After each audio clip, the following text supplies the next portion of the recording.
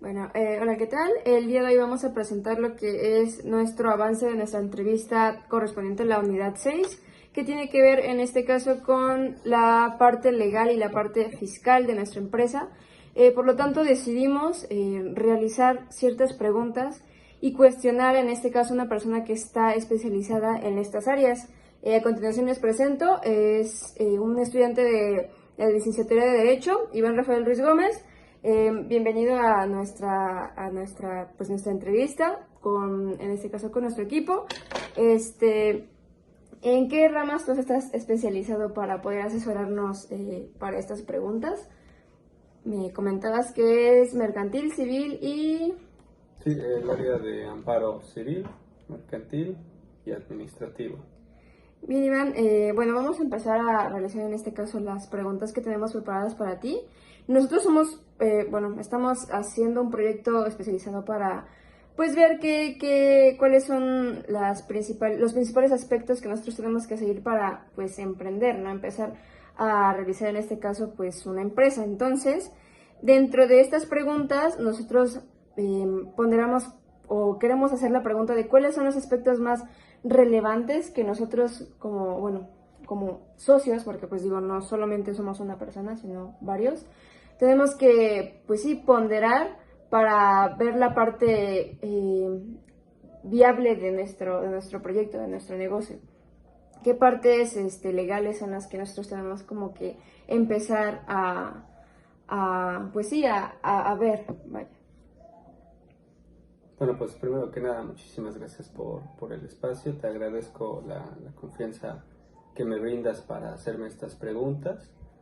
Y, digamos, algunos aspectos básicos que hay que tener en cuenta al momento de querer convertir a una empresa en una sociedad mercantil, es primero comenzar con la distinción entre empresa y una sociedad mercantil. La empresa es un concepto más propio de la teoría económica.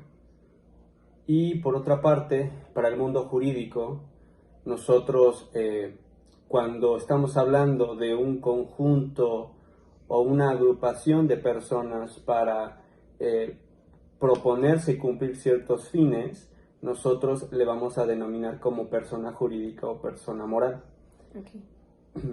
Estas personas jurídicas y personas morales, a su vez, dependiendo de la finalidad lucrativa que tenga esta persona jurídica o persona moral, va a ser constituida de acuerdo con las leyes civiles, si es que no se va a dedicar a cuestiones con algún tipo de especulación, es decir, con la finalidad de conseguir ganancias, riqueza.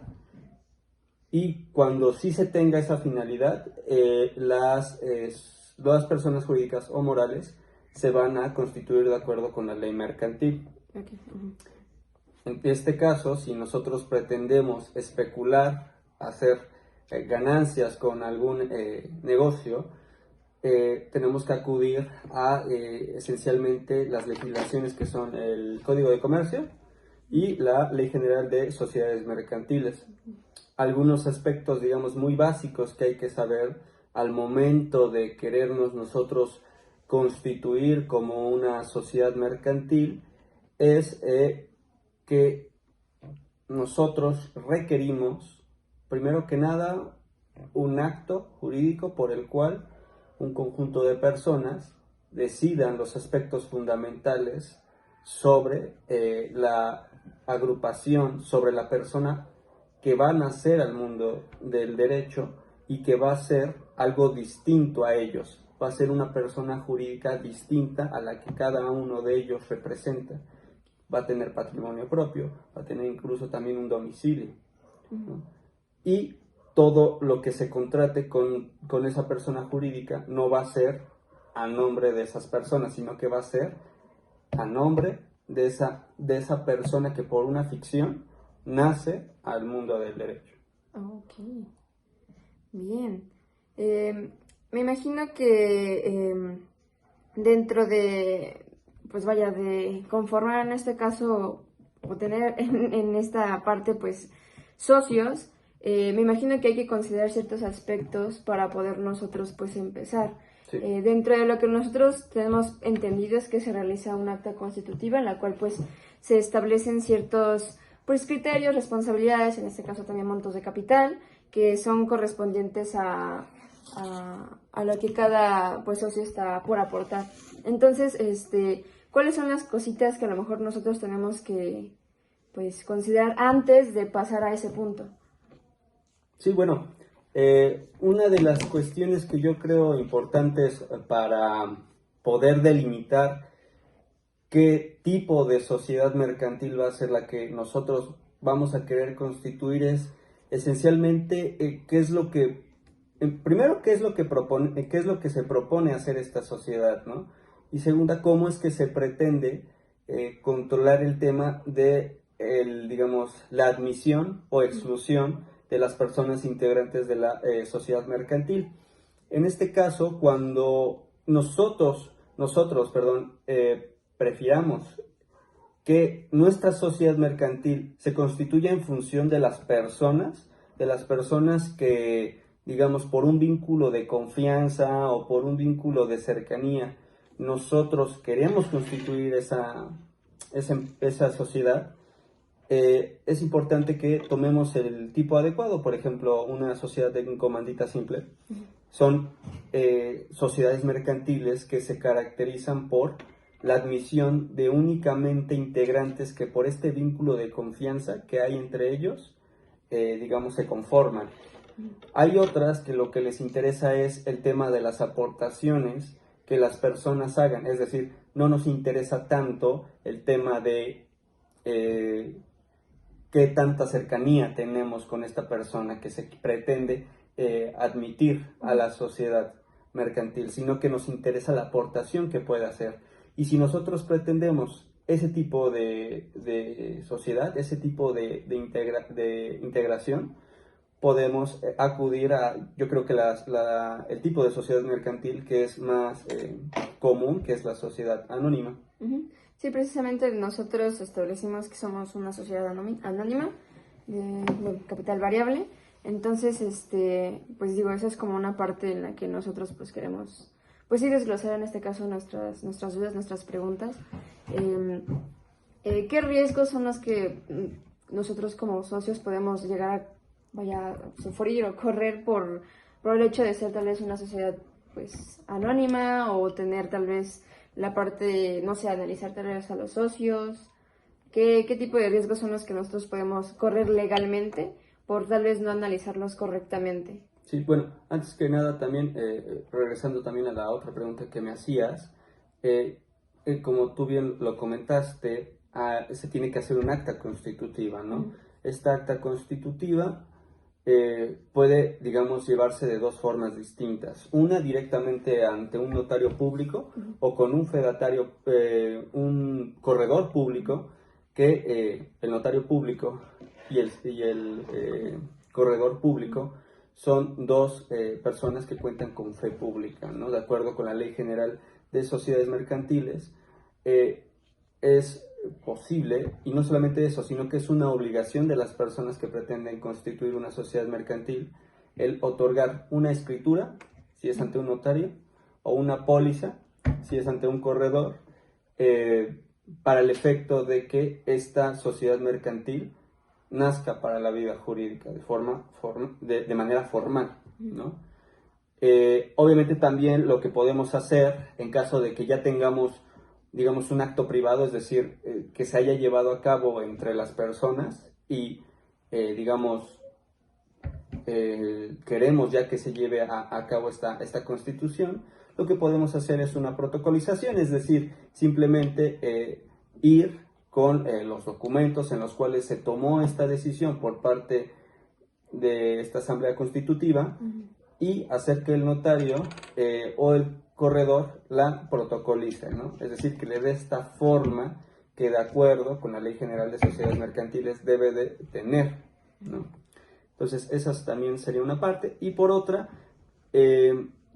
también el registro público del comercio nos delimita que hay ciertos actos jurídicos para los cuales sí es obligatorio es obligatorio que estas sociedades mercantiles inscriban estos actos, y uno de ellos pues es la constitución de la sociedad mercantil, aunque te tengo que decir que si nosotros no constituimos una sociedad mercantil, o bien no protocolizamos esta acta constitutiva, y aún así nosotros hacemos, digamos, contratos, hacemos convenios con otras personas a nombre de la sociedad mercantil, una pregunta podría ser, ¿no? Entonces, ¿qué pasa si para el mundo jurídico no ha nacido esta sociedad mercantil? Entonces, prácticamente el contrato nunca existió, es decir, nunca se celebró con otra persona, y no es así, toda vez que la ley también la Ley General de Sociedades Mercantiles establece que estos actos que se ejercen contra terceros surten efectos. Aquí estamos hablando de un fenómeno dentro del ámbito jurídico llamado sociedades irregulares, las cuales, digamos, esos actos jurídicos que se dan entre una sociedad que propiamente no tiene un acta constitutiva y un tercero, es decir, cualquier otra persona física o moral que lleva a cabo un contrato, tiene esa facultad de exigirle a esta sociedad mercantil irregular la prestación que derive, ya sea por el incumplimiento del contrato o de otro tipo, digamos, de obligaciones que deriven. Sí, sí, claro.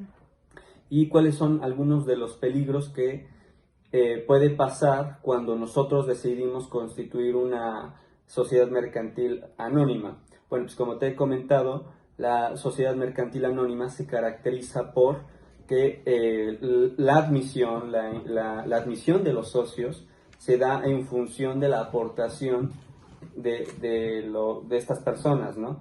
Y entonces cada socio es responsable en función de la aportación que tenga dentro de esta sociedad.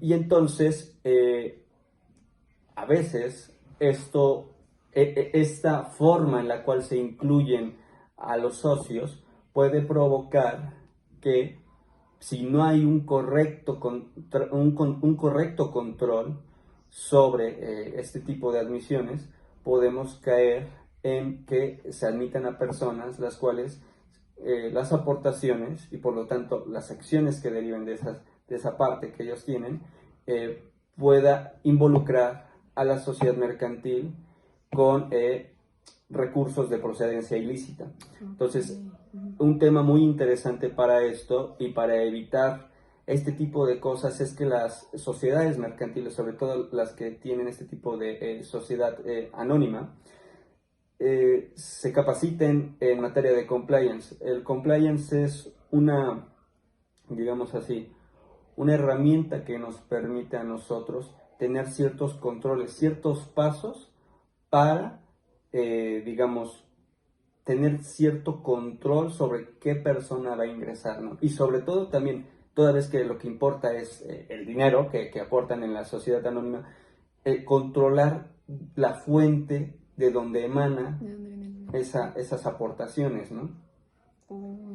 Porque, como te he dicho, creo que uno de los mayores peligros es ese, y también que, digamos, una vez que tú decides comenzar también una empresa y formarla propiamente como una persona jurídica a través de una sociedad mercantil, uno de los, digamos, no peligros, pero sí una de las tentaciones que se pueden dar en este ámbito es el tema de la evasión fiscal o la defraudación fiscal. Okay. Estos temas también, obviamente, cuando tú empiezas a tener mayores ganancias y en vía de consecuencia aumenta tu capacidad contributiva, pues esa capacidad contributiva es la base para, digamos, tener el monto sobre el cual se te va a empezar a gravar ese patrimonio, ¿no?